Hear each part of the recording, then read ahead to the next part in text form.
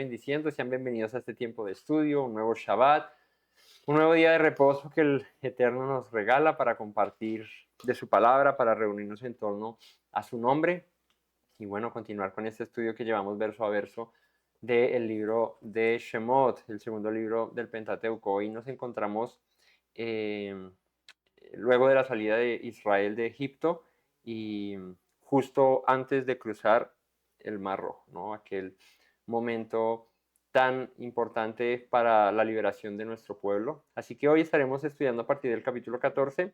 Los invitamos a estar dispuestos, a que tengan ahí sus Biblias, si toman apuntes, bueno, tengan ahí su libreta y podamos hoy compartir de este mensaje que el Eterno tiene para nosotros en la mañana de hoy. Vamos a orar y damos inicio a este estudio. Buen Dios y Padre Celestial, te damos honra y gloria en este día. Te exaltamos, te bendecimos, Padre.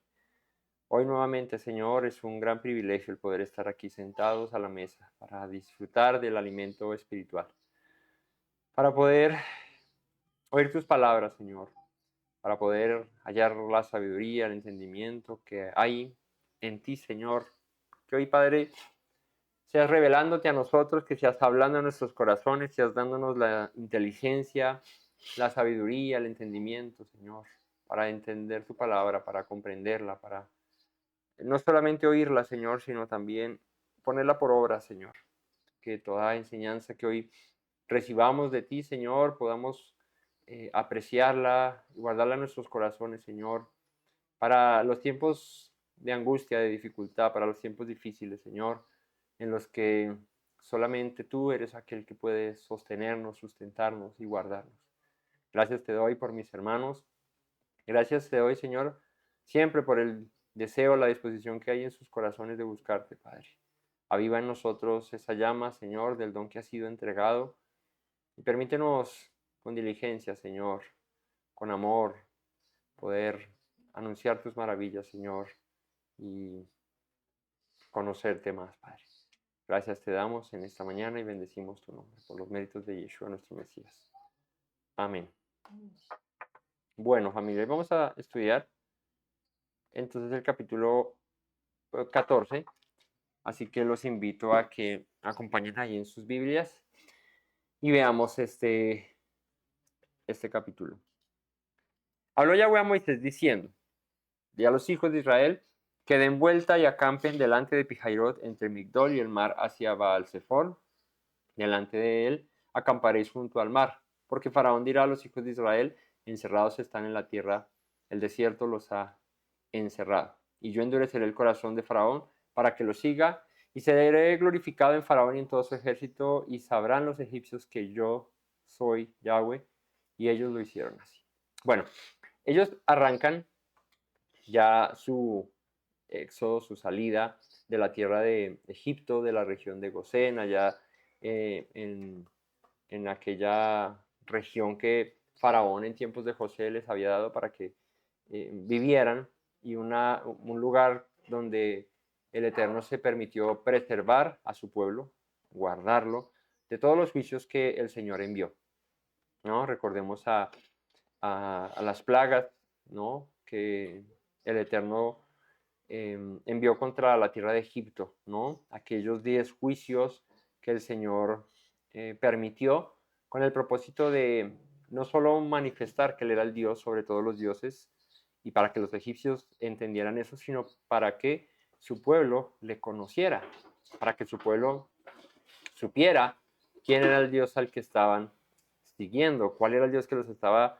rescatando, porque pues ya después de 430 años en una tierra extraña, el Señor se manifestó con tal poder con el fin de que su pueblo le reconociera. Y en la última plaga o en el último juicio, que fue la muerte de los primogénitos, el Eterno mostró esa distinción, y de aquí en adelante, o bueno, desde que empiezan las plagas y de ahí en adelante en toda la historia de nuestro pueblo, el Eterno ha marcado esa diferencia entre su pueblo y los demás. Lo vimos con la muerte de los primogénitos, ¿no? Les da una instrucción y esa diferencia solamente es mostrada o revelada cuando en obediencia seguimos las palabras del Señor, y es: toma la sangre del cordero, pinta las puertas de tu casa, y cuando en la noche pase la muerte, el ángel, para destruir a los primogénitos, donde vea la sangre pintada, allí no va a entrar. Así que la distinción del pueblo parte de un acto de obediencia, ¿sí? Para ser separado, para ser distinto a los demás, primero tienes que atender a la voz del Señor y obedecer a esas palabras, ¿no? Y aquí vuelve y lo va a recalcar nuevamente el Señor en esta situación. Ellos salen en el capítulo 13, parten de Egipto, ¿no? Ya con esa muerte de los primogénitos egipcios y bueno, de todos los que no atendieron a la voz del Señor, y esa consagración de los primogénitos de Israel, ¿no? Y de todos aquellos que atendieron a la voz del Señor. Entonces, el Señor, Faraón deja ir al pueblo en el verso 17 del capítulo anterior, y dice que el Señor los llevó por el camino de la tierra de los filisteos. No los llevó, que estaba cerca, porque el Señor dijo: no se arrepienta el pueblo cuando vea la guerra y se vuelva a Egipto. Entonces el Señor no les permite pasar por la tierra de los filisteos, que era un lugar más fácil para llegar. Cuando vemos el mapa, ellos estaban en la región, digamos que nororiental de Egipto, allá arriba en Gosén, y cerca o ya más arriba estaba el mar de los filisteos, o lo que se conoce hoy como el Mediterráneo, allá arriba. Y ellos bien pudieron haber partido, digamos que en manera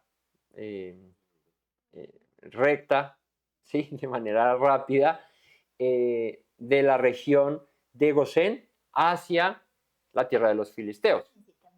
Ajá. No, pero ahí se pueden guiar. Y pudieron haber pasado así. Ellos hubieran podido pasar fácilmente desde Egipto, por lo que hoy se conoce como Gaza, por esa región así, digamos que bordeando el Mediterráneo, y llegar a la tierra de Canaán, a la tierra prometida. Pero el Eterno no les permite pasar por ahí. Dice aquí, hay dos razones. Una es esta, y es que en esa tierra estaban los filisteos, y apenas vieran a los israelitas salir de Egipto, pues iban a encontrar con guerra, pues era una nación muy grande, los israelitas que estaban saliendo de Egipto, los hebreos, una nación muy grande, aunque no de guerreros, porque pues vivieron mucho tiempo bajo esclavitud, ¿cierto? Siendo siervos de los egipcios, pero pues iba a ser una nación numerosa. De hecho, el compadre les contaba la vez pasada que cuando se asientan en la llanura de Moab antes de pasar el Jordán, muchos años después, 40 años después de estar en el desierto, cuando cuando Balac llama a Balaam para que maldiga al pueblo y todo esto, dice que cuando él se para en la colina ve a todas las huestes de Israel, y era, pues, hacíamos cuentas de 3, 4, 5 millones, dependiendo el número de hijos que pudiera tener una familia, pero mínimo 3 millones, y de ahí para arriba pues ya lo demás, mucha gente asentada en un valle. Ahora haz de cuenta eso mismo saliendo de una nación como Egipto y pasando de una vez a la tierra de los filisteos. Pues lo primero que iban a hacer los filisteos era atacarlos, y va a haber guerra contra los filisteos. Y para, en la sabiduría del Señor y con el fin de guardar a su pueblo, pues dice: no los voy a pasar por ahí, porque si los llevo directo por esa tierra, para la tierra de los filisteos, pues va a haber guerra, y se van a amedrentar, y se van a arrepentir, y se van a regresar a Egipto. Y pues lo que quería el Señor era llevarlos a la tierra de Canaán, pero no que se devolvieran a Egipto. Entonces, por esa razón no los lleva, digamos que de manera rápida y directa hasta Canaán. Hubiera sido más fácil, más rápido, no hubieran tenido que cruzar incluso ahí el mar de los Juncos, que es un poco más abajo, sino que hubieran podido pasar ahí, en esa frontera que hay entre Egipto e Israel. Bueno, hoy digamos que en Gaza, eso desde que es territorio de nadie, o es de los palestinos o X, ahí hay una frontera, digamos que muy cercana, de la tierra de Egipto con la tierra de Israel, o en aquel entonces con Canaán. Entonces, para preservar la vida, para que no se arrepintieran, el Señor no los saca por ahí, los hace descender un poco. De hecho, Gosén estaba arriba, los hace bajar un poco al nivel de ese estrecho donde está el mar de los juncos, o el que se traduce aquí como el mar rojo. Entonces los hace bajar, los hace descender. Más bien dice, más hizo Dios que el pueblo rodease por el camino del desierto del mar rojo. Y subieron los hijos de Israel de Egipto armados. Tomó también consigo Moisés los huesos de José. Y bueno, ahí es cuando parten. Y partieron de Sucot y acamparon en Etam, que es la entrada del desierto, hacia abajo. Y Yahweh iba delante de ellos. Yahweh iba delante de ellos, dice, de día en una columna de nube para guiarlos por el camino y de noche en una columna de fuego para alumbrarles a fin de que anduviesen de día y de noche. O sea, los puso a caminar. Era momento de escapar, en el momento de salir ya a la libertad de Egipto, de la esclavitud. Era momento de hacerlo y no regresar. Entonces, el tiempo que les tomara llegar de ahí hasta el cruce del mar, pues el Señor iba a estar con ellos, con una nube de día y con columna de fuego de noche para alumbrarles el camino y que siguieran andando. O sea, la cuestión era no detenerse, porque bueno, el Señor sabía lo que iba a acontecer. De hecho, él endurece mucho más el corazón del faraón, que fue lo que leímos en el verso 4 aquí del 14, y el faraón va a salir detrás de ellos a perseguirlos. Entonces, el Señor los guía con esa nube y con esa columna de fuego, y dice, nunca se apartó delante del pueblo la columna de nube de día ni de noche la columna de fuego. Y ahí es donde estamos. El Señor le dice a Moisés, di a los hijos de Israel que den vuelta y acampen delante de Pihairot, entre Migdol y el mar hacia Baal-Zephón, delante del campamento, delante de él acamparéis junto al mar.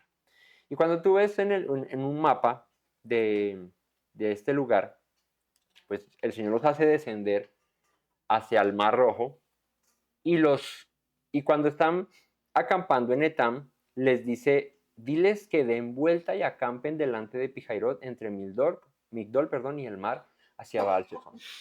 Y es muy interesante esto porque el Señor, para manifestar su poder, para manifestar su gloria, para manifestarse de manera tan asombrosa como lo va a hacer. Ya 10 plagas es, pues si con eso no crees, pues estamos fregados. Pero el corazón del hombre es así.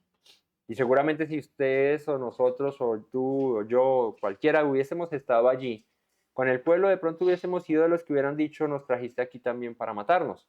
Prefiriéramos haber muerto en Egipto. Pero es por eso que el Señor se manifiesta constantemente a su pueblo, mostrando su poder con estas obras maravillosas. Y esta era una de las obras más grandiosas que iba a hacer el Señor para que Israel creyera que su Dios era el Dios verdadero y que no los había sacado para matarlos, sino los había sacado para darles vida, para darles libertad. Y es aquí donde vamos a entender este punto. ¿Por qué? Tú ves en un mapa aquel lugar donde el Señor les hace acampar, donde les dice, vayan entre Pihairot, entre Migdol y Baal-Zephón, acampen ahí junto al mar. Es un lugar, primero es como es un lugar, ¿cómo se llega allí? Cuando ves en el mapa, ¿cómo se llega allí? Tiene que pasar como por en medio de un estrecho digamos que de dos montes o de dos colinas, ¿sí? Y tienen que pasar justo por en medio de eso y llegan a una playa, una bahía muy grande, que es ahí donde van a cruzar el Mar Rojo, donde acampan en ese lugar.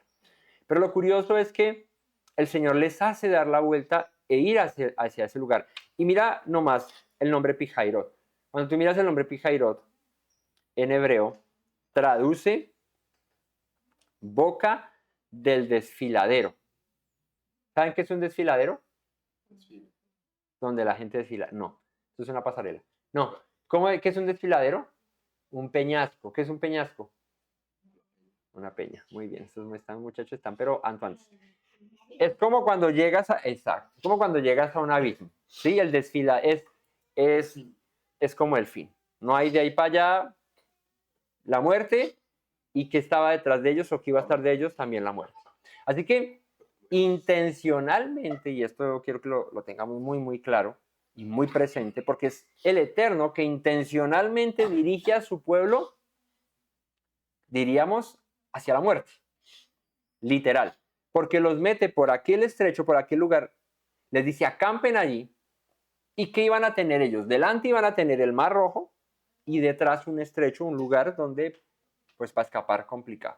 O sea, si tú tienes solo un huequito atrás para escapar, toda esa cantidad de gente y delante un mar, ¿para dónde agarras? No hay para dónde coger, ¿sí? Así que voluntariamente, intencionalmente de parte de Dios, ahí es donde uno dice cómo Dios trabaja, cómo Dios hace sus cosas, que promueve que su pueblo, en vez de estar en un lugar donde pudiesen salir corriendo despavoridos para cualquier lado cuando vieran el ejército de Faraón, tuviesen que quedarse ahí y solamente depender de él. Los lleva a tal punto, a tal, ahí sí como dicen, encrucijada, que cabe aquí el término encrucijada, porque es un lugar donde no hay para dónde coger y solamente puedes esperar la salvación del Señor. ¿Qué? La salvación del Señor. Así que es un lugar decisivo para entender, creer en el Dios que los estaba sacando.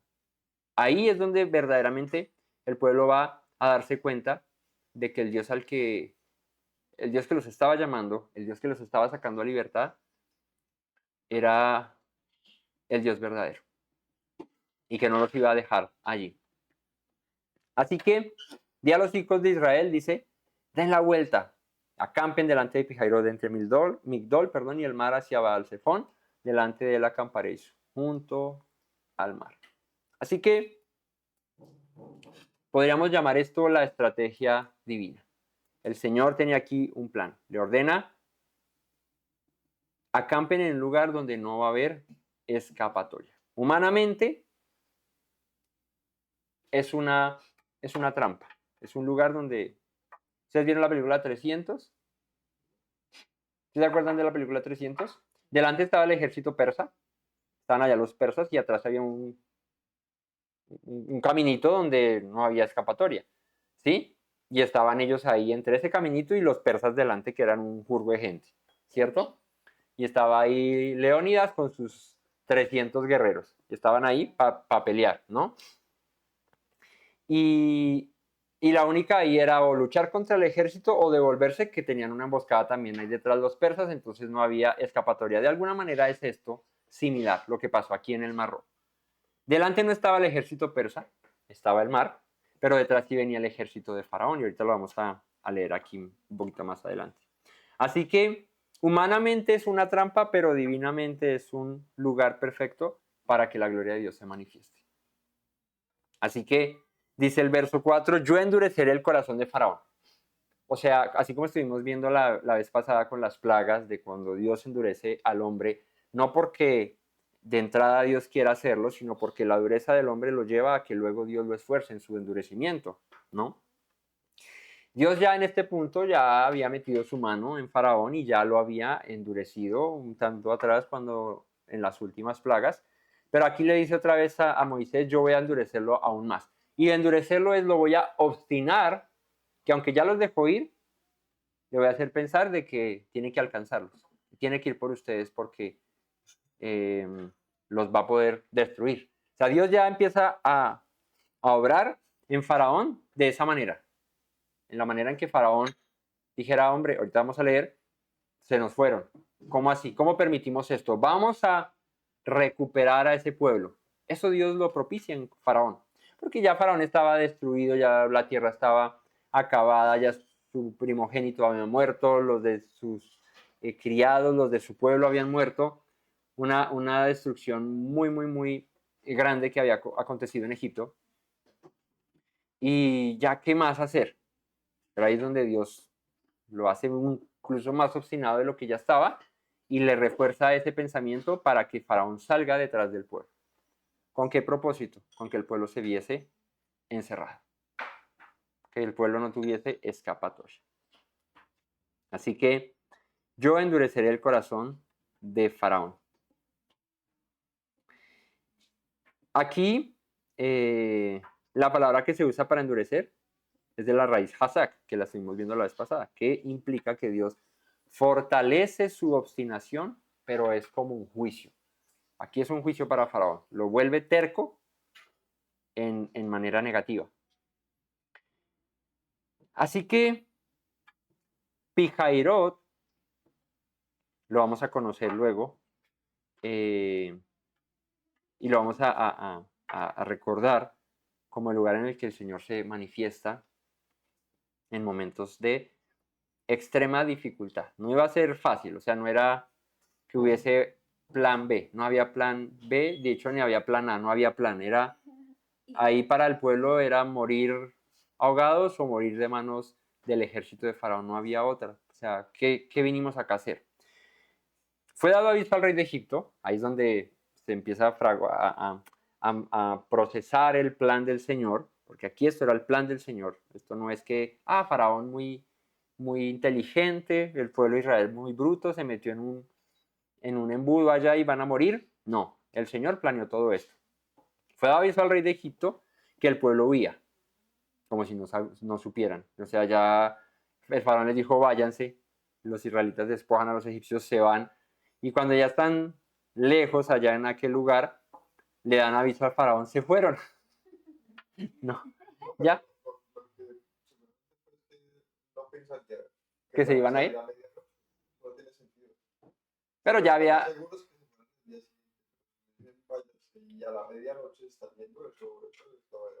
Ok, pero ya había pasado aquí tiempo. O sea, no... O sea, esto no fue... Sí, cuando le dan la noticia no es como que se hubieran acabado de ir, ya se habían ido. Porque de hecho dice que les mandó nube y columna de fuego para que los guiaran en la noche y en el día para que no se detuvieran. Y esto con el fin de llegar hasta, no sé cuánto camino hay. Si ves un mapa es lejitos, o sea, si tú ves Gosén y llegas aquí hasta este lugar que es Pihairot, es camino. Por lo menos les tomó de pronto un día, ¿no? Toda esa noche y el día siguiente y a la noche llegaron, no sé. El cuento es que fue larguito el camino y ahí es donde le dan aviso a Faraón que el pueblo huía y el corazón de Faraón y el de sus siervos se volvió contra el pueblo y dijeron, ahí es donde el Señor obstina a Faraón, lo endurece para que sea terco, le manda otro juicio ya directo a su corazón y dijeron, ¿cómo hemos hecho esto de haber dejado ir a Israel para que no nos sirva? ¿Cómo puede ser posible que se escapen, que se vayan y ya no nos van a servir?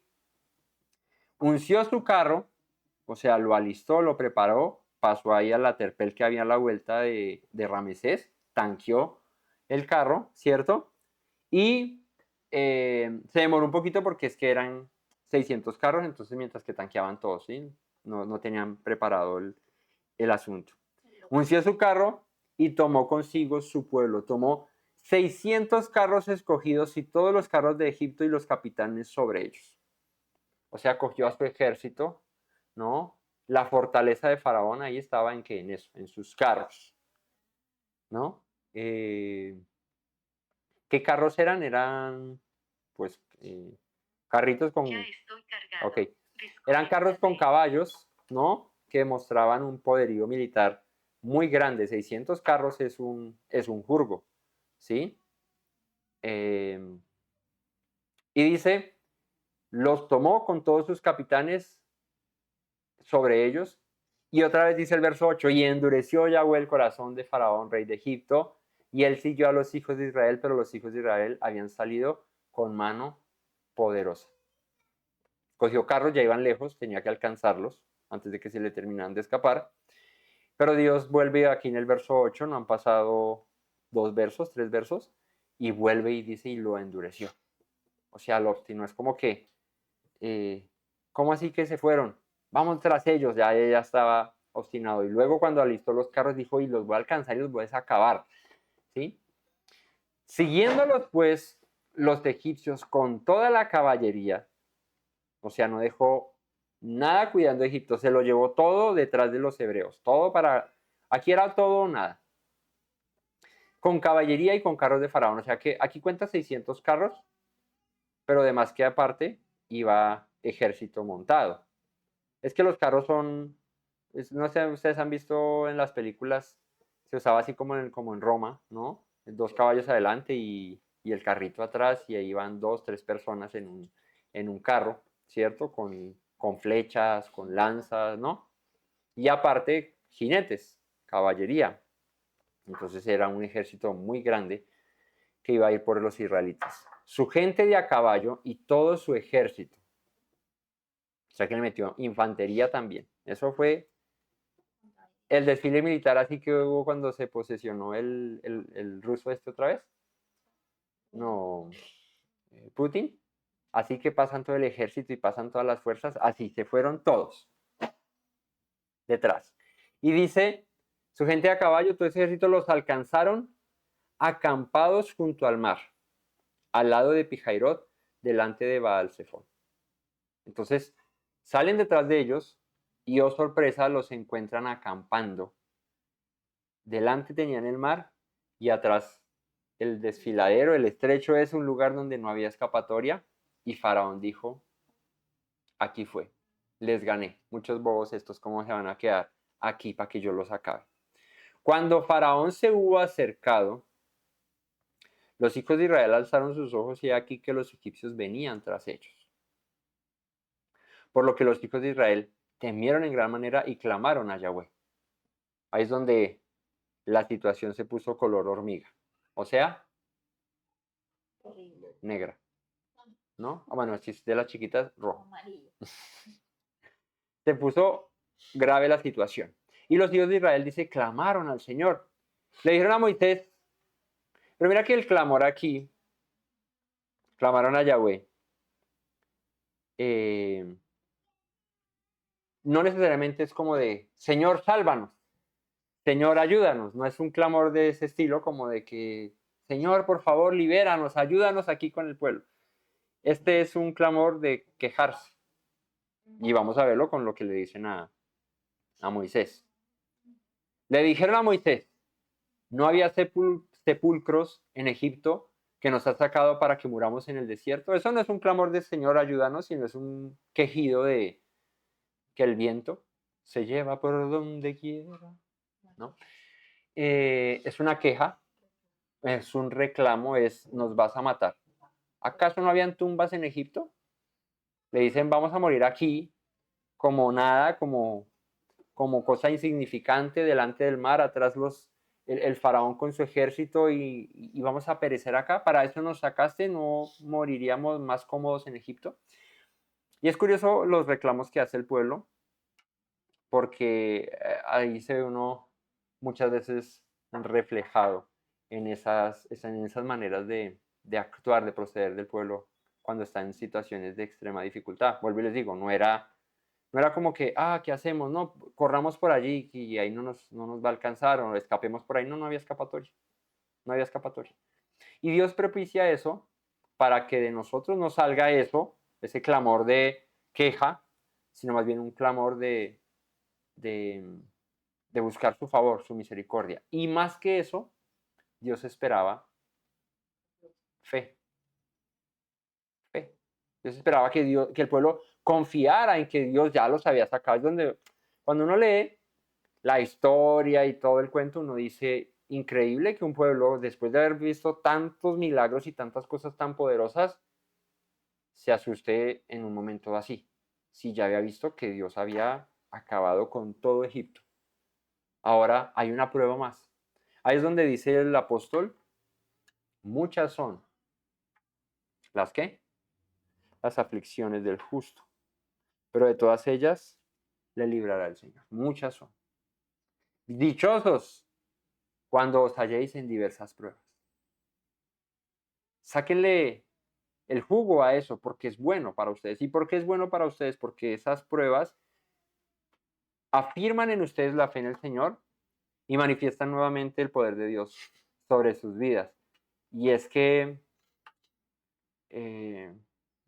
¿cómo es posible no creer en un Dios que había mostrado su poder con tal magnitud, con tal grandeza en la tierra de Egipto y que aquí le fuera a quedar grande este momento? Entonces Dios... Yo creo que se estaba dibujando una expresión de Dios jamás conocida y siquiera pensada. Y es que de repente estaban delante de un Dios que no solamente manda juicios, eso ya se da por hecho, los dioses hacen eso. Pero ¿y ahora qué? No hay, o sea, no se conocía, o no creo que el pueblo sí que se pensase que Dios pudiese abrir un mar, o qué tipo de poder sobrenatural fuese tan extraordinario como para ellos, o sea, eso creo que no había sido ni siquiera pensado o contado, lo que significa que el evento que iba a pasar era completamente Claro, único y nuevo para ellos, o sea, y para el mundo entero. claro. Un Dios que, ¿qué va a hacer acá? La única es, los trajo a morir como a los egipcios los mató allá, además que ir a su plaza, también matarnos nosotros. O sea, creo que no cabía en la creatividad, en la memoria, perdón, en la mente, algo como que iba a pasar. Y de hecho, si nosotros no tenemos texto, jamás creeríamos que es que iba a abrir el mar, o sea, eso no tiene sentido. De hecho, todo lo que va a seguir de adelante es completamente milagroso, pero en extremo, loco. O sea, que caiga pan del cielo, Ujú. que salte agua de las rocas. Todo eso No tiene es, sentido. claro, es nuevo y es muy grandioso para el pueblo y tan inimaginable que el pueblo pues dudaba.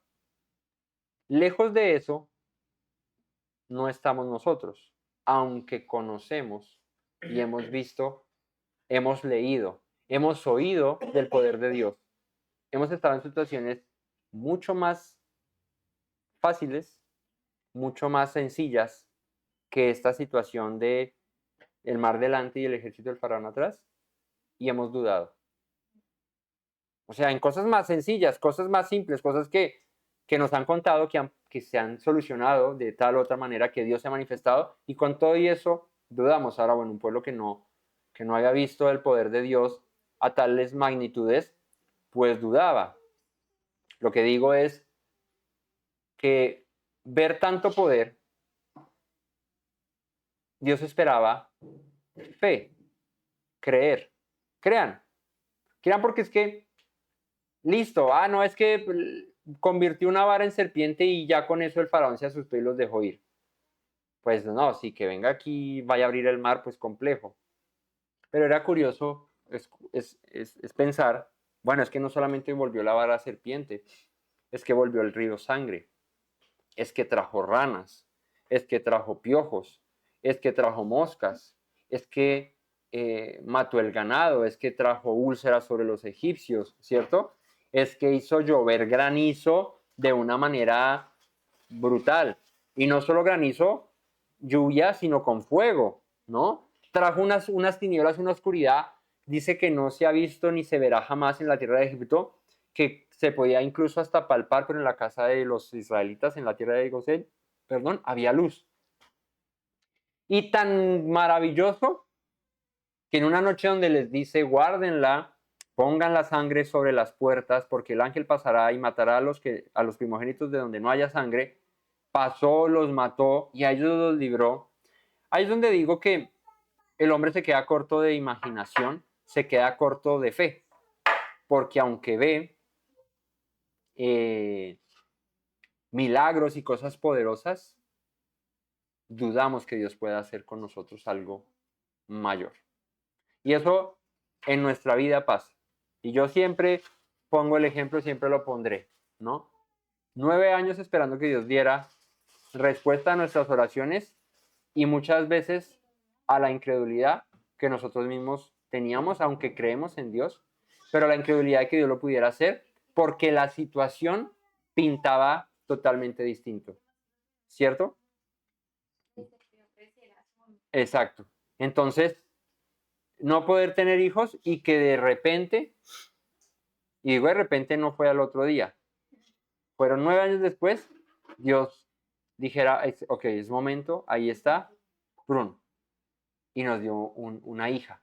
Entonces, ahí es donde les digo que es que no somos lejos de los hebreos, de Israel, de nuestro pueblo en esta situación. Hemos visto milagros, hemos visto cosas grandes. Yo he visto a otras personas que eran estériles, las mujeres, y han tenido hijos. Y uno dice, uy, Dios es poderoso, mire, pero cuando le toca a uno vivirlo en sus propias chanclas, en sus propias sandalias, en sus propios zapatos, y no pasa, y no pasa, y no pasa, ¿qué acontece en nuestros corazones? Viene la incredulidad. Aunque ya lo hayamos visto, es normal. Es normal, por eso les digo que no es lejano, aunque Dios pueda hacerlo. Pero nos quedamos cortos, entonces empezamos a pensar, ¿no? ¿Será que habrá que ahorrar y pagar un in vitro? habrá que hacer esto, habrá que hacer, no, pero es que no se puede por esto, y es que, y si lo tiene, entonces de pronto ese tópico se le va a dar las trompas y uno empieza, y uno duda, y ya ha visto el poder de Dios, pero hay duda. Dios espera fe, fe para creer, porque es que le aprendí este dicho a un predicador y es lo que resulta ser Pijairot. Pijairot resulta ser el lugar de fe. Y la fe, dice este predicador, la fe solo es fe cuando es lo único que te sostiene. Ahí es fe. De resto, no es fe. ¿Por qué? Porque es que creer en Dios cuando todo está bien, pues todos tenemos fe y todos creemos en Dios. Pero cuando las situaciones, Pijairot, el ejército atrás y el mar adelante, cree. Complicado. Complicado creer porque es que no veo. Dichosos, dice Yeshua, los que sin ver creen.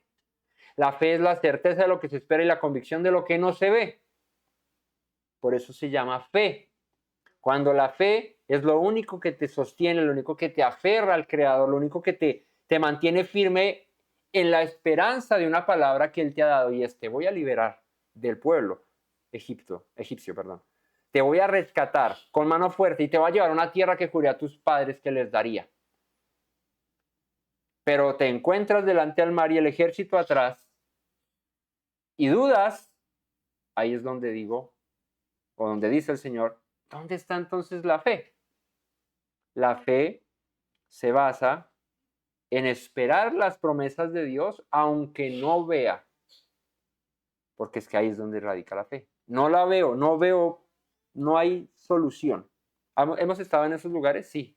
Hemos estado en ese lugar donde no vemos solución, ¿no?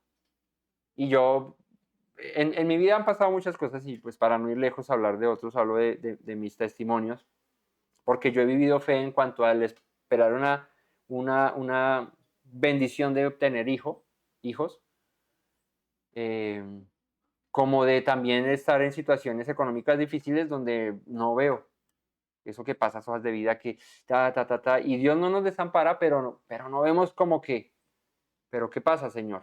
Y no es una semana, ¿sí? Hay gente que se queda, es que literal hay gente que se queda sin trabajo y a la semana ya tienen otra vez trabajo. Y no, ¿sí? Pero hay gente que nos quedamos sin trabajo, no y complicado para que salga y espere y espere. Entonces, ahí vuelvo y les digo, empieza uno a dudar y se desespera uno, se desespera. ¿Qué es lo contrario del desesperarse? Esperar, tener esperanza, confiar. Nos desesperamos porque no estamos viendo. Israel estaba viendo un mar delante y un ejército detrás. ¿Qué esperanza hay ahí? ¿Qué salida, qué escapatoria? Y lo que dice mi cuñado es cierto. Es que así yo me quedo pensando aquí, ¿cómo digo?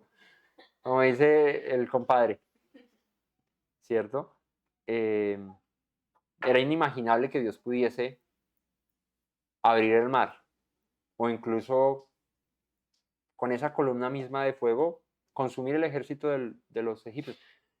Entonces es curioso, ¿no? Están viendo un milagro, ahorita lo van a ver aquí. La columna de fuego se va a manifestar, ya la habían visto porque dice que salieron de noche y esa columna los guió. O sea, ahí estaba. Pero ahorita se va a manifestar nuevamente separando al pueblo entre los de Israel y los egipcios. Se va a poner en medio. ¿Sí? Y uno decir, en la fe, no sé, esperaría a Dios decir, bueno, ¿y qué tal que Dios coja más bien esa... Yo creo en ese Dios que nos sacó, que coja esa columna de fuego y se los lleve, los arrastre, los acabe a todos y nos libere. Pero ni siquiera eso era posible en la mente del pueblo. El pueblo que pensaba, nos hubiéramos muerto en Egipto. ¿No era mejor Egipto que morir aquí en un lugar sin nombre, junto al mar, aquí donde vamos a perecer toda esta nación? ¿Por qué has hecho así con nosotros que nos sacaste de Egipto? Y pues no solamente él reclamó a Dios, sino a Moisés. Oye, y ¿recuerdan cuando mató al egipcio y al otro día sale y habían dos israelitas riñendo entre ellos? Y les dice Moisés, no peleen entre ustedes, somos hermanos. Y le dice uno de los hebreos a Moisés, ¿y quién te puso como juez? ¿Y a ti quién te llamó? ¿Vas a hacerme lo que le hiciste al egipcio? Es esa situación. Aquí Moisés otra vez entre el pueblo, ¿no? Y Dios. Moisés estaba peor, porque el pueblo estaba entre el mar y el ejército de los egipcios. Pero Moisés estaba entre el mar, el pueblo y los egipcios. Ese estaba peor, porque si no lo linchaban el pueblo, los egipcios lo mataban o lo agaban en el mar. O sea, Moisés estaba en la peor. Y este creía. Este tenía confianza. Dudó mucho tiempo cuando el Señor lo llamó, pero no, no me mandes a mí, pero no, y esto, aquello. Pero mira, Dios, de alguna manera, otra vez Dios, de alguna manera Moisés había entendido, había comprendido a este Dios que los estaba llamando a libertad. Que ya en este punto, Moisés, cuando le reclaman, no había sepulcros, nos trajiste aquí para matarnos, nos hubieras dejado en Egipto. ¿No es esto lo que te hablamos en Egipto diciendo, déjanos servir a los egipcios? Es increíble que en medio de la dificultad pensemos, era mejor no haber servido a Dios, es mejor no seguir a Dios, sino haberme quedado siendo siervo, esclavo de los egipcios. Y ahora que veamos el maná, ellos van a decir, nos sentábamos a comer holladas de carne, ellos eran siervos. Y bueno, sí se alimentaban, pero ¿tú crees que un hebreo iba a sentarse a comer holladas de carnes en Egipto y dice, y nos trajiste aquí para aguantar hambre? Ahí es donde uno empieza a dilucidar, empieza uno como a magnificar la condición anterior a esta, que es de libertad, la condición anterior de esclavitud de la que me quejaba, porque el pueblo se quejó de que Dios no los salvara, porque estamos aquí presos, nos están humillando los egipcios, sí, ¿no? Si yo hubiese sido Moisés, seguramente les decía, sí, eso era lo que ustedes se sentaban a comer carne, y no estaban allá quejándose, más bien diciendo que los egipcios los tenían oprimidos, pero menos mal que no fui yo Moisés. Entonces, esa es la actitud. El hombre se está quejando de su condición ahora, recordando una peor. Digo una peor porque es que aquí no era nada de lo que estaban pasando allá. Aquí ya Dios los estaba liberando. Salieron con victoria, salieron con riquezas y ya se estaban lamentando. ¿No es esto lo que te hablamos en Egipto diciéndote, déjanos servir a los egipcios? Yo digo, ¿cuándo eso? Si estaban allá gritando, Señor, libéranos. Y Dios los escuchó y se acordó del clamor de los egipcios, de los hebreos. Que dice que cuando Moisés le dice, deja ir al pueblo para que me celebre fiesta, manda a decir el Señor. Faraón dice, están ociosos, duplíquenles el trabajo, quítenles la paja y que ahora ellos lo busquen. Y que hagan lo mismo, pero no se les va a dar la paja. Entonces, ¿es en serio lo que estás diciendo? ¿Que extrañas eso? O sea, de eso que te estabas quejando, ¿estás prefiriendo eso que estar aquí? Claro, su situación en ese momento, en esa actualidad, era vamos a morir aquí.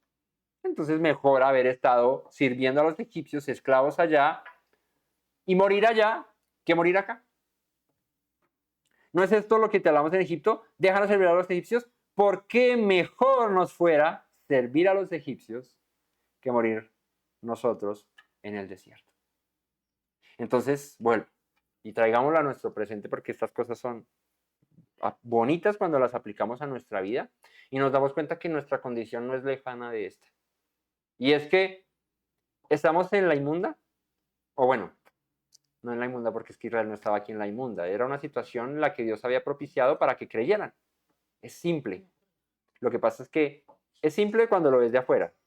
Cuando estás dentro no es tan simple, porque eres tú el que lo está viviendo. Ahora que tú lo lees, pues dices, pues es que Dios se iba a manifestar o Dios iba a hacer algo.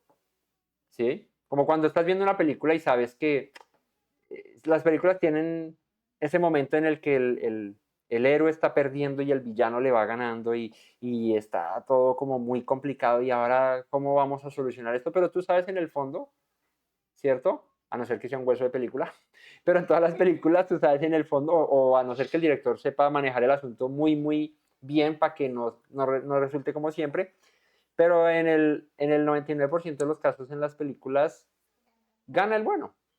o gana el superhéroe, o gana, ¿cierto? Nunca, es muy, muy pocas veces, y cuando pasa eso uno queda como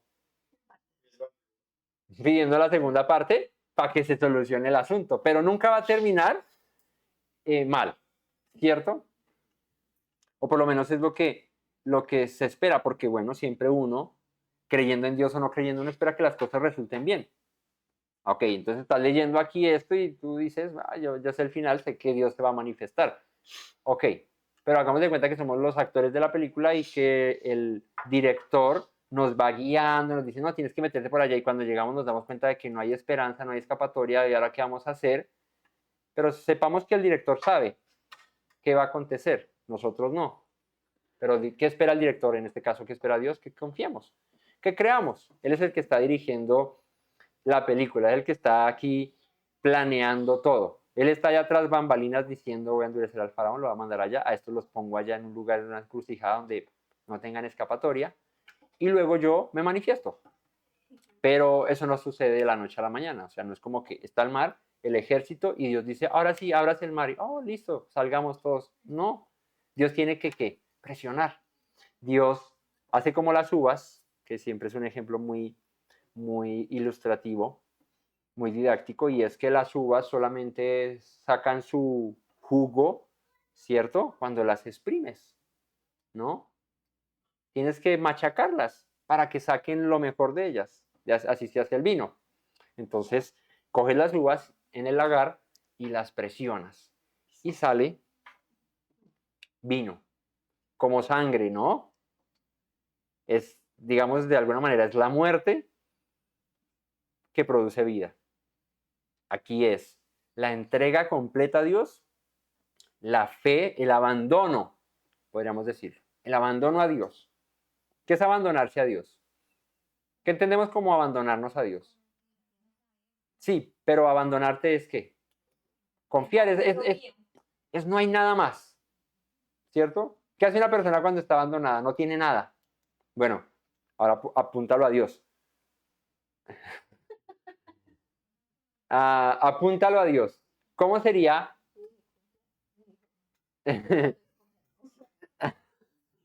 ¿Cómo, cómo sería abandonarse a Dios? Abandonarse a Dios es no tengo nada más, ¿no? ¿Te han dejado, te han abandonado? ¿Quién ha sido el que te ha guardado? Dios. Dice la escritura, para que no suframos, aunque mi padre y mi madre me desampararen con todo, Yahweh el Señor me recogerá. ¿Cierto?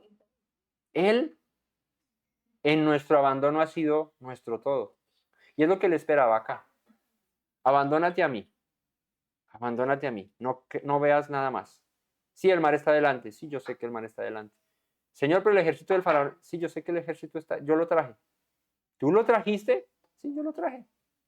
¿Cómo es posible pensar que Dios me forza o fuerza? En italiano, forza. ¿No? Me forza a una situación de dificultad. No, Dios no puede hacer eso. No, si Dios es bueno, Dios es amor. No es que Dios trajo el ejército de Faraón y se lo puso ahí detrás. No fue Faraón que le nació. No, dice que Dios lo endureció para que fuera. O sea que Dios, en su ajedrez, en su plan, movió las fichas y cogió al Faraón y el ejército y lo puso ahí detrás. Diablo mentiroso. Trajiste al Faraón para destruirme. No, no fue el diablo mentiroso. Fue Dios el que trajo al Faraón ahí. Ahí lo puso. ¿Y quién te puso ahí en ese lugar y te dijo acampa ahí? Dios también. Y ahí estaba, y Dios sabía que estaba el mar. Pues claro, Dios sabía que ahí estaba el mar, por eso te llevó hasta allá. Así que, ¿qué espera? Que cuando te estés pichando no digas, me hubiera preferido morir en Egipto. ¿Sí? Cuando te quedas sin trabajo, no digas, me va a tocar ponerme a trabajar en Shabbat, porque es la única manera. Cuando te quedas estás sin salud, estás en una enfermedad, entonces, no, me va a tocar consultar a los chamanes y me va a tocar consultar al, al, al brujo tal o a la vuelta tal o la medicina no sé qué o a la práctica no sé qué rara o alguna cosa porque me dicen que eso funciona. Preferiría yo hacer esto que estar aquí muriendo. Y es la respuesta del pueblo, es la queja del pueblo. Yo mejor debería estar trabajando los sábados que estar aquí esperando en que Dios me socorra. Y no te quejabas cuando estabas llevado hasta aquí, no tenías tiempo para nada y estabas lamentándote por eso. Y ahora que eres libre, ¿te acuerdas de tu esclavitud añorándola, deseándola, diciendo, qué mejor estuviera yo esclavo que ahora que soy libre? Es absurdo pensarlo, pero esa es la actitud, esa es la manera en la que nosotros procedemos. Porque mejor nos fuera servir a los egipcios que morir nosotros en el desierto. Y Moisés dijo al pueblo, no temáis, estad firmes y ved la salvación que Yahweh hará hoy con vosotros. Porque los egipcios que hoy habéis visto, jamás, nunca más, para siempre los veréis. Bonita esta expresión. Nunca más para siempre los veréis. Yahweh peleará por vosotros y vosotros estaréis tranquilos. Así que el miedo se apoderó del pueblo. Moisés les dice que no panda el cúnico, ¿no? Que no haya miedo. Moisés se para y les dice, y el que tenga miedo, que no nazca. Les dice así. ¿Cierto? El que tenga miedo a morir, que no nazca, les dice Moisés. No mentiras. Les dice, no temáis, estad firmes. ¿Qué es estad firmes? No te quejes, no estés allá diciendo, ay, yo me quiero devolver para Egipto. Ay, ¿ahora qué hago? Me lanzo al mar, ¿qué hago? No, estad firmes, quietos ahí. Y ved la salvación de Yahweh que hará con vosotros. Un término que ya conocemos. La salvación. Ve la Yeshua de Yahweh. Ve la salvación de Yahweh. Israel ve al faraón, se asusta, entra en pánico y no cree sino se queja, porque en el susto, en el pánico nos quejamos, recordamos nuestra esclavitud y queremos estar allá mejor que acá. Pero Moisés declara muy valiente, con fe, que es lo que hace un líder, ¿no? Un líder en momentos de dificultad no se pone a llorar ni sale huyendo, sino que se para firme y dice, no, creamos. Ahora Moisés en este momento seguro recordó al Dios que se le manifestó allá en la zarza. Recordó al Dios que hizo llover granizo del cielo con fuego, ¿no? Y dijo, no teman, estén firmes, vean la salvación de Yahweh, ¿no? Vean la Yeshua de Yahweh. Así que cuando no hay más salida, cuando no hay escapatoria, la salvación es exclusivamente por la mano del Señor, no por nuestro esfuerzo. Cuando te sientas en esa situación, en esa encrucijada, piensa algo. Tu solución, tu escapatoria, tu salida, tu ayuda no va a venir del hombre, no va a venir de tus propias fuerzas. Cuando estás en esa situación, lo único que puede rescatarte, que puede salvarte, es el Señor. No hay más, no hay más. Y es lo que Dios quiere, o sea, es por eso que Dios los llevó allí. Entonces Yahweh le dice a Moisés, ¿por qué clamas a mí? Di a los hijos de Israel que marchen.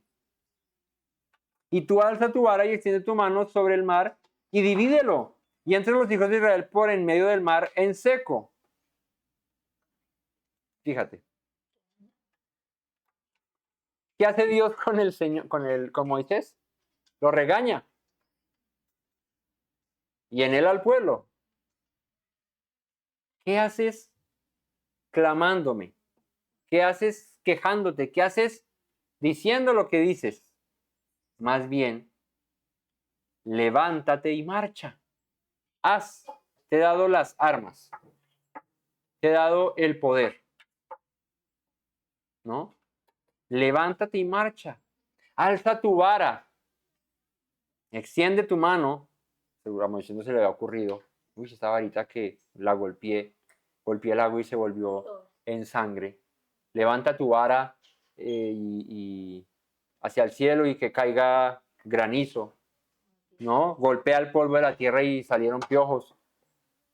Con esa vara, esa misma vara, ahí es donde la herramienta, ¿no? Hace unas predicas les dije la expresión que Dios le dice a Moisés cuando lo llama y es, ¿qué tienes en tu mano? ¿Recuerdan? ¿Qué tienes en tu mano? Eso es lo que te dediqué. Eso que te he dado yo, como te he mostrado, ¿qué? Pues úsalo. Le está diciendo a Moisés, ¿qué tienes en tu mano? ¿Se te olvidó? Y no es el símbolo de una varita mágica que haga las cosas, no es ten fe, es cree que han pasado muchas cosas poderosas, no te vas a amedrentar ahora. ¿Qué haces quejándote? ¿Qué haces clamando? Ay, Señor, ayuda. Pues tienes ahí ya las armas. ¿Por qué clamas a mí? Di a los israelitas que marchen. ¿No? Y cualquiera diría, ¿y marchen a dónde? ¿Cierto? No habían trajes de buceo. Si hubieran trajes de buceo en esa época, pues bueno, ¿cierto? Trajes de buceo y hágale al mar o lanchas o alguna vaina, pero no había nada. Y haz que el mar se divida en dos y entre los hijos de Israel por el medio del mar en seco. He aquí, vuelve otra vez, yo endureceré el corazón de los egipcios para que los sigan. O sea, yo soy el que los estoy. ¿Han jugado Risk? ¿Nunca han jugado Risk? Bueno, Risk es un juego de estrategia militar, es un juego de mesa, ¿sí? De estrategia militar, donde hay un mapa del mundo, de todos los 5 continentes, está el mapa ahí, dividido por secciones, ¿está? Y tú tienes tus muñequitos, tu ejército, y los vas acomodando de acuerdo a los países que te toque, a las cartas que te toque, y tú los vas poniendo ahí, y tú vas moviendo el ejército y con los dados atacas a los otros y la idea es pues conquistar el mundo. Esa es la idea del juego de Risk. Y tú eres el que mueve los muñequitos, tú mueves los peones, tú mueves los caballos, tú mueves los tanques, tú los vas moviendo ahí con el fin de ir conquistando estratégicamente otros lugares y pues que no te vayan a quitar también los que ya tienes. Dios estaba moviendo estratégicamente sus fichas y cogió al faraón y dice, ok, listo, acá los tengo. Ahora los voy a mover para que sigan al pueblo. Es que la cuestión no es milagrosa, la liberación no es gloriosa si no sucede así. O sea, el milagro que iba a acontecer acá no iba a ser tan sonado por las generaciones y con los pueblos que nomás iban a encontrar al otro lado del mar si no hubiese sido así. Por eso era necesario. Entonces, cree, porque al que cree todo le es posible. Cree en que el camino por el que te lleva el Señor, piedras, espinos, dificultad, ¿no? Él lo ha propiciado con el fin de que su gloria sea manifestada de maneras asombrosas, de maneras grandiosas, con el fin de que, ¿qué? De que el Señor glorifique su nombre en nuestras vidas y en los que nos rodean y nos conozcan. No a nosotros, al Dios al que servimos. Y digan, como cuando veían a Israel en el desierto, este es el pueblo del que sacó su Dios y acabó con el faraón y destruyó y toda la tierra temía cuando veía a Israel. Aunque no fuese un pueblo guerrero, aunque no fuese un pueblo militarmente hablando poderoso, le temían. Hoy en día es diferente.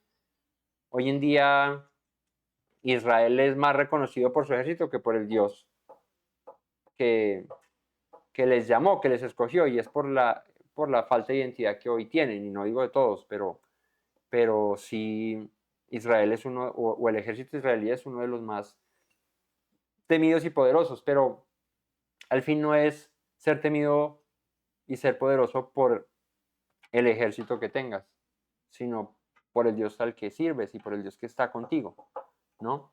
Así que yo endureceré el corazón de los egipcios para que los sigan y me glorificaré en Faraón y en todo su ejército y en sus carros y en su caballería y sabrán los egipcios que yo soy Yahweh cuando me glorifique en Faraón, en sus carros y en su gente de a caballo. O sea, a todos los voy a acabar. Y fíjate, verso 19. Y el ángel de Dios que iba delante del campamento de Israel se apartó e iba en pos de ellos. O sea, el ángel era esa misma columna de fuego, ahí iba el ángel. Es ese mismo que se le manifiesta ya a Moisés en la zarza, que ardía y no se consumía, y el ángel de Yahweh le habló a Moisés en medio de la zarza, y le dijo, Moisés, Moisés, quítate el calzado de tus pies, porque la tierra que pisas es lugar santo. Ese mismo era el que iba aquí adelante.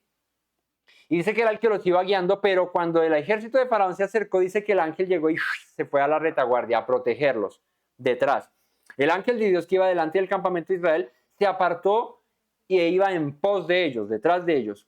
Y asimismo la columna de nube que iba delante de ellos se apartó y se puso a sus espaldas.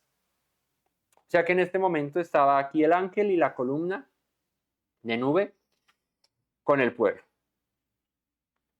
¿no? Y dice, e iba entre el campamento de los egipcios y el campamento de Israel. Y era nube y tinieblas para aquellos y alumbraba a Israel de noche. Y en toda aquella noche nunca se acercaron los unos a los otros. Fíjate, otra vez hace distinción el Señor entre su pueblo y los egipcios. ¿Cómo hace la distinción? Dice que era nube y tinieblas para ellos, ¿no? Para aquellos, hablando de quiénes, de los egipcios. Pero esa misma nube, ¿no? Alumbraba a Israel de noche y en toda aquella noche nunca se acercaron los unos a los otros. Igual, es un milagro similar a lo que pasó en Egipto. Y es, en toda la tierra de Egipto, oscuridad, pero en Gosén, luz. Aquí, la nube que los cubría, ¿cierto? La columna que los alumbraba, dice, se pone en pos atrás de ellos, separa a los dos pueblos, a egipcios y a hebreos, oscurece en tinieblas a los egipcios y alumbra a los hebreos. Y en toda aquella noche no se pudieron acercar los unos a los otros. O sea, los egipcios quedaron ahí. ¿Has visto esa escena del príncipe de Egipto? ¿De la peli? Cuando... Eso es de Disney, ¿no? Eso. Cuando el faraón llega, ¿cierto? Y ya está Moisés allá para sacar al pueblo para hacer que Israel cruce el mar. Y esa escena que viene el faraón y viene una columna de fuego y ¡rum! Separa al ejército de faraón de los hebreos. Esa escena es chévere ahí en la película. La recuerdo. Pues una cosa debió ser muy, muy cinematográfica de Dios enviando aquella nube para separarlos y que en toda aquella noche no pudieran acercarse los unos a los otros. ¿Por qué? Porque necesitaba Dios ese tiempito, ¿no? Para que Israel pudiese cruzar el mar. Extendió Moisés su mano sobre el mar e hizo Yahweh que el mar se retirara por recio viento oriental toda aquella noche y volvió el mar en seco y las aguas quedaron divididas. Divididas. Dice un recio viento oriental, ¿no? Sopló un recio viento y dividió las aguas. Eso debió ser un tornado, una vuelta así bien poderosa, ¿no? Porque pues así, no, pero es que el soplido del Señor debe ser el tornado un tornado bien terrible, ¿no? No sé, el cuento es que hubo un viento tan poderoso que partió el mar. Ustedes han hecho la prueba en un chocolate caliente. Tú soplas, ¿cierto? Duro, ¿y qué empieza a hacer? Se empieza a correr, ¿no? Se empieza a ir hacia atrás. Entonces, si tú soplas en un punto fijo, el agua o el chocolate o lo que esté soplando, el agua, lo que sea, se empieza como a intentar separar, ¿cierto? Porque entra el viento ahí a romper. Pues eso mismo en proporciones mucho mayores de Dios eh, soplando fuertemente y separando el mar. Una cosa loquísima. Extendió Moisés su mano sobre el mar e hizo que Yahweh, hizo Yahweh que el mar se retirase por recio viento oriental toda aquella noche y volvió el mar en seco y las aguas quedaron divididas. No sé cuánto tardaría, debió tardar su tiempo para que el viento separara las aguas, las partiera en dos.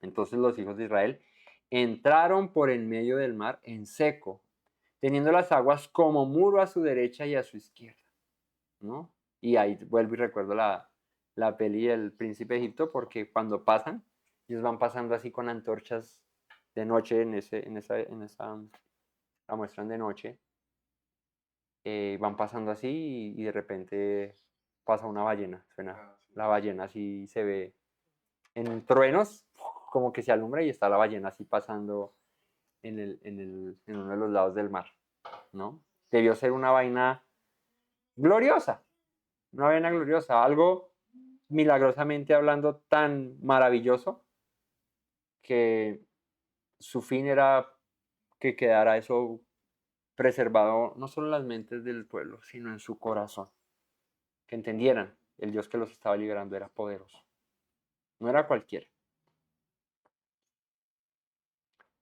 Entonces, siguiendo los egipcios entraron tras ellos hasta la mitad del mar, toda la caballería de Faraón, sus carros y su gente de a caballo. Entonces, toda la noche dice que hubo separación. Esa noche, Moisés levanta la vara, se parte el mar en dos y el pueblo de Israel cruza en esa noche, ¿no?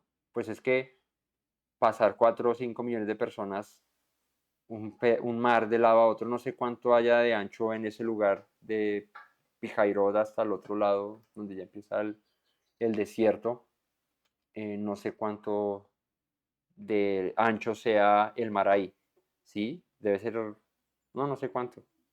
Es ancho, no es un rito, ¿sí? No son 15, 20 metros, 50 metros, debe ser bastante largo ese trecho. Y pasar 4 millones de personas por un camino así no es fácil, ¿sí? Y, o sea, no lleva pocas horas, es tiempo, ¿sí? Lleva tiempo. Entonces dice que aconteció que a la vigilia de la mañana, Yahweh miró el campamento de los egipcios desde la columna de fuego y de nube, o sea, era como nube mezclada con fuego, una cosa así, y trastornó el campamento de los egipcios. O sea que en la mañana, cuando el pueblo pasa, ya empieza como a... La vigilia de la mañana es como la última que hay antes de amanecer, ¿sí?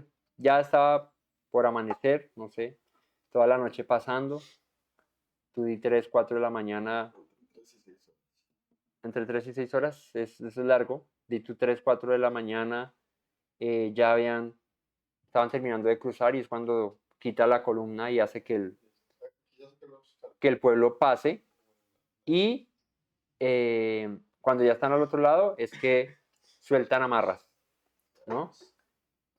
Sueltan los carros de Faraón, Dios quita la nube y sueltan los carros de Faraón para que vayan y los persigan. Sí,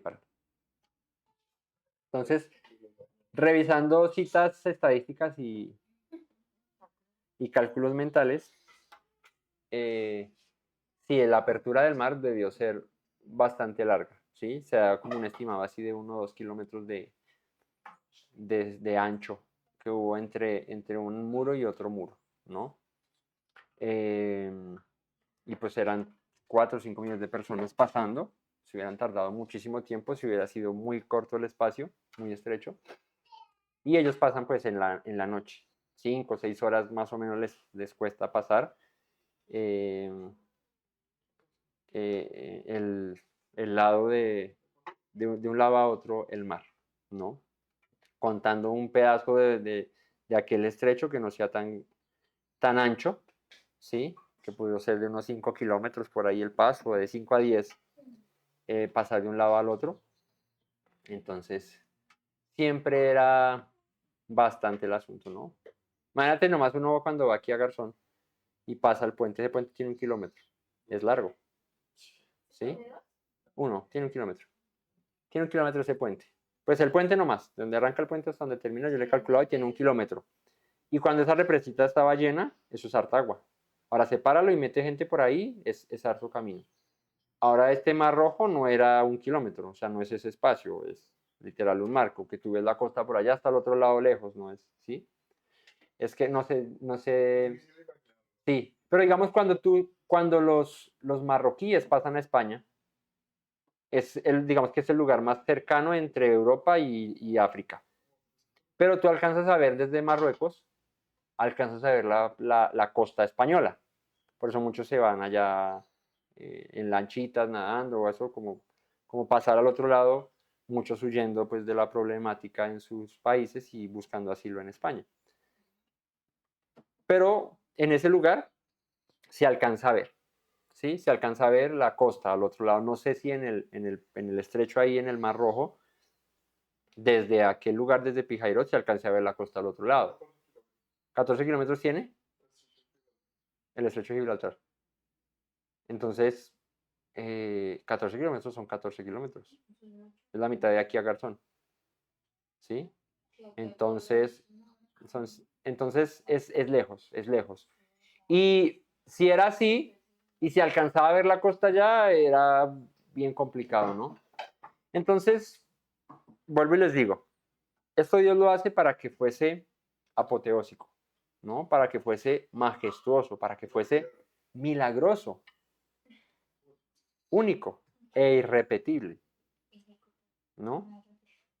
No se repite porque cuando él abre el Jordán, no lo abre, él para el Jordán y el Jordán era más pequeño, aunque tampoco nadie abierto un río así. Entonces, pues, y detener el agua de un río, ¿cierto? Sin que se salga de su cauce y por los lados vaya y ahogue al pueblo mientras que están pasando, es milagroso. O sea, vuelvo, cada obra que el Señor ha hecho para mostrar su poder ha sido inolvidable, irrepetible, majestuosa, gloriosa. No. Entonces, ellos pasan toda la noche, 4 o 5 horas, les toma 6 horas pasar al pueblo al otro lado. Cuando ya están coronando al otro lado, el Señor dice, suelten a los perros. Y abre la reja y sale el ejército del faraón desbocado con sus caballos a meterse. Dice que cuando ellos llegan a la mitad del mar, iban en caballos, ¿cierto? Iban más rápido, o sea, iban a tardar menos en pasar que lo que pasó el pueblo. Cuando llegan a la mitad, dice, quitó las ruedas de sus carros. O sea, no sé, piedras, yo qué sé, cogió ahí, se estrellaron y ¡pum! Salió la ballena. salió un tiburón así, cogió a uno así. El cuento es que trastornó el campamento de los egipcios, o sea, este trastorno es como los confundió. Mire, la palabra aquí es hamam. Hamam es destruir, consternación, consumir, turbar, quebrantar, desmenuzar, los redujo a nada. Quitó las ruedas de sus carros, los trastornó gravemente. Entonces los egipcios dijeron, huyamos de delante de Israel porque Yahweh pelea por ellos contra los egipcios. Ahí, en medio de su obstinación, de su necedad, de su terquedad, reconocen, esto es pelea de tigre con burro amarrado. ¿Sí? Esto es imposible que lo ganemos porque esto no es humano, esto es divino y es Dios el que está peleando por su pueblo. Pues de la noche a la mañana que vengan en sus carros y se les dañan los carros, ¿no? Se les vara, el otro allá no le echó aceite cuando salió, no le revisó el aceite, el agua al parabrisas, ¿no? Así. Los dejó sin su poder. La fuerza de Egipto estaba en su ejército. La fuerza de los egipcios estaba en sus en su poderío militar, valga la redundancia. Pero la fuerza de Israel no estaba en eso, estaba en confiar en Dios. Así que Yahweh dijo a Moisés, extiende tu mano sobre el mar para que las aguas vuelvan sobre los egipcios, sobre sus carros y sobre su caballería. En la mitad. Si eso tiene 10 kilómetros de ancho, a los 5 kilómetros ahí los trastornó. ¿Para qué? Para que no pudieran regresarse, escapar, ni para que tampoco los pudieran alcanzar, sino quedaran ahí. Dice, entonces Moisés extendió su mano sobre el mar y cuando amanecía, ¿sí? Cantó el gallo allá al otro lado, en el desierto. El mar se volvió en toda su fuerza. Hagamos de cuenta que, como decíamos ahora, si tenía 1 o 2 kilómetros de ancho lo que el Señor levantó, no sé qué profundidad tenga ahí el mar, no sé, 50, 100 metros, no sé cuánto tenga de profundidad ahí el mar, paredes altísimas, ¿cierto? De repente, ¡pum!, se vienen, ¿no? Esa vaina, el glu, glu, glu, sí. El mar se volvió, dice, en toda su fuerza. Claro, 2 paredes de agua retenidas y de pronto las sueltas, ¿no? ¿Han visto cuando se rompe un tanque de agua, ¿no? Cuando el río se crece, que se lleva todo lo que haya por delante? Así, el agua tiene su cosa, que es vida, ¿no? El agua representa vida, el agua representa pureza, ¿cierto? Pero el agua también consume, también daña, ¿cierto? Entonces, para Israel fue liberación, una purificación, fue una transformación, fue un nuevo nacimiento, porque es, digamos que, una especie de tevilá, de purificación ahí, ¿no? Pero para los egipcios fue un juicio, fue su fin, the end, ¿no? Sí, fue la clausura. Finish him, así sonó. Y sí vino el agua. Fatality. El mar se volvió en toda su fuerza y los egipcios al huir se encontraban con el mar. Claro, imagínate si es un hueco así de grande. Corramos y de repente viene el mar por este lado y viene el mar por este lado. ¿Para dónde corremos? ¿Sí? El mar se vino contra el pueblo, contra el faraón y su ejército. Y dice, y Yahweh derribó a los egipcios en medio del mar, los dejó allí. Volvieron las aguas y cubrieron los carros, la caballería y todo el ejército de Faraón que había entrado tras ellos en el mar. No quedó de ellos ni uno. Por eso es que Dios lo endureció tanto a que él se llevara todo su ejército, sus caballos, sus carros, todo el ejército lo dejó allí. Volvieron las aguas, cubrieron los carros de Faraón, todo su ejército que había entrado tras ellos en el mar y no quedó ni uno de ellos. Y los hijos de Israel fueron por en medio del mar, en seco, teniendo las aguas por muro a su derecha y a su izquierda. Así salvó Yahweh aquel día a Israel de mano de los egipcios. E Israel vio a los egipcios muertos a la orilla del mar. Claro, luego de que cae el agua, ¿cierto? Han visto cuando una persona se mete a un arrecife o a donde, ¿cómo les explico? ¿Vieron la película de Manoa? ¿De Maona? ¿Manoa? Manoa es el papá de Sansón. Moana. Bueno, era por ahí. Cuando ella va a salir al mar abierto, que tiene que saltar el arrecife, ¿no? Viene el mar con su fuerza y pega contra el arrecife. Luego al otro lado del arrecife ya es tranquilito el agua, pero allá donde pega, ya se cae de la lanchita esa en la que va, y eso, el agua encima en un arrecife así, en donde pega el mar contra el arrecife, es una cosa para morirse, porque tú intentas salir, pero el mar vuelve y te sumerge, ¿sí? O cuando pega contra las piedras digamos, en Santa Marta. No, en San Andrés, en el hoyo soplador, ¿cierto? Que el agua pega y y sale por un huequito allá y sopla, ¿no? Para eso hacen los rompeolas, que son lugares de piedra para donde pegue el mar y ahí se tranquilice. Eso mueve lo que sea, ¿no? Entonces imagínate el agua cayendo, ¿cierto? Llevándose a los carros del faraón, revolcándole, les metió eso ni Mave lava así, ¿sí? Ni Mave, en la lavadora, General Electric, ni Mave, ni una lavadora de 28 libras lava así. Les metió una revolcada bravísima, tanto al final que dice que vieron los cuerpos de los egipcios muertos a la orilla del mar. Ya el mar se los arrastró y los dejó ahí moridos. Y vio Israel, y mira, todo esto Dios lo hizo para mostrar su poder. Y para esto, mira lo que dice acá, y vio Israel aquel grande hecho que Yahweh ejecutó contra los egipcios, y el pueblo temió a Yahweh, y creyeron a Yahweh y a Moisés su siervo. Entonces, como reflexión, como moraleja, como enseñanza de este capítulo 14, echó a la mar los carros del faraón. Hizo esto Dios para que el pueblo creyese, temiera, y no solo a Yahweh, sino a Moisés también. Dijeran, este sí es el propio. Fue un juicio final en el que Yahweh confirmó su poder ante el pueblo y ante los egipcios y ante las naciones, porque esto se va a contar. Esto va a ser conocido por los pueblos que el pueblo de Israel se va a encontrar en el camino a Canaán. Va a ser conocido. El pueblo que destruyó a los egipcios. El Dios que destruyó a los egipcios. Así que Dios hace esto para que su pueblo creyera. Y esta es la primera vez que en la Torah se menciona explícitamente que Israel creyó. Dice, y creyeron. La palabra es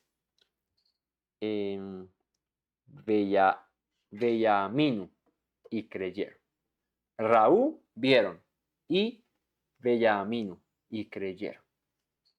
Así que Dios hizo todo esto para que su pueblo entendiera de una vez por todas, y cuando uno lee la historia más para adelante dice, no entendieron de una vez por todas, pero para que creyeran que Él era el Dios que los había sacado de Egipto y que sus promesas eran reales. No hay un Dios que haya hecho esto, ni lo habrá, semejante, similar, que cuente estas maravillas que hizo Dios.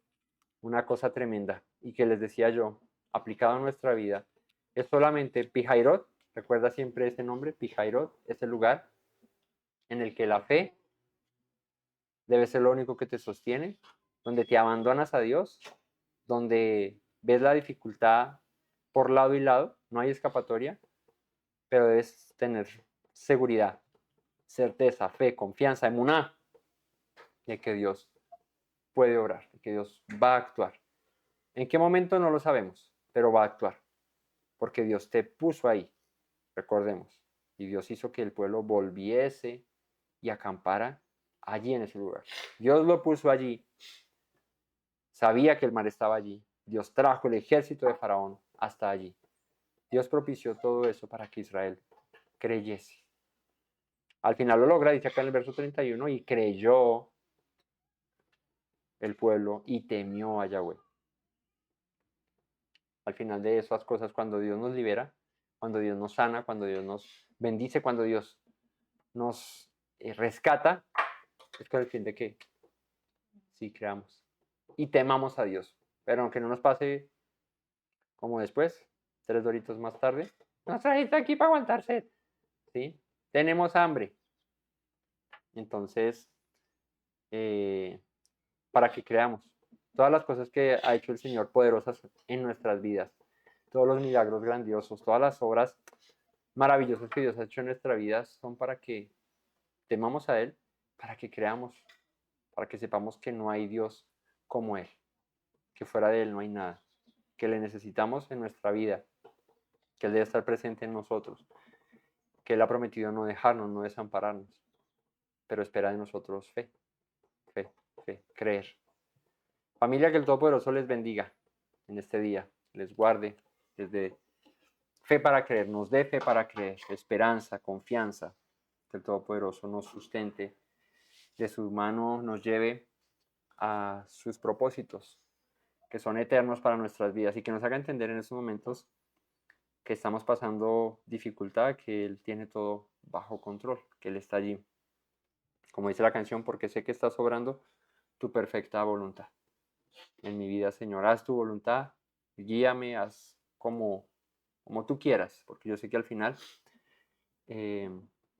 tu liberación, tu misericordia, tu favor, tu gracia, tu gloria se va a manifestar en mi vida, en mi familia. Pero creamos. Dios espera de nosotros fe para creer en sus planes y esperar confiados en que Él hará. Que el Todopoderoso les bendiga, familia, les guarde, y nos veremos en una próxima ocasión, si el Eterno nos lo permite. No olviden las palabras que dijo nuestro Mesías Yeshua: si permanecen en mis palabras, serán verdaderamente mis discípulos y conocerán la verdad, y la verdad los hará libres. Shabbat Shalom a todos. Buenas tardes.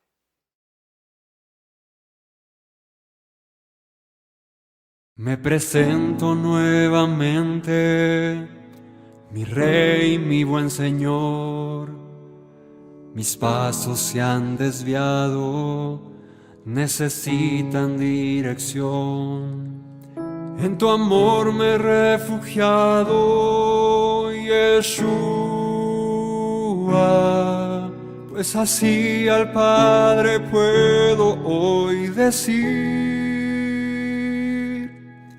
Me presento nuevamente, mi Rey, mi buen Señor. Mis pasos se han desviado, necesitan dirección. En tu amor me he refugiado, Yeshua, pues así al Padre puedo hoy decir: Abba, Padre, Baruch atah. Señor Dios nuestro Rey de eternidad. Abba, Padre, Baruch atah. Adonai Eloheinu melech haolam.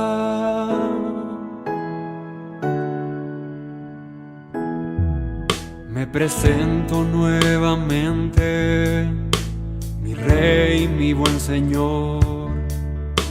Mis pasos se han desviado, necesitan dirección.